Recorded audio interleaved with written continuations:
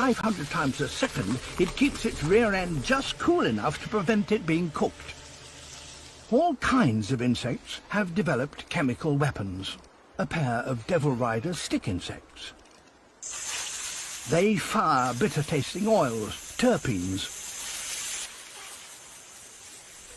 European wood ants under attack from a hungry crow.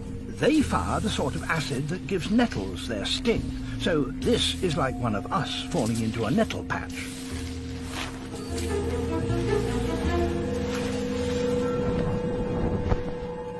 But the master of chemical warfare is the bombardier beetle.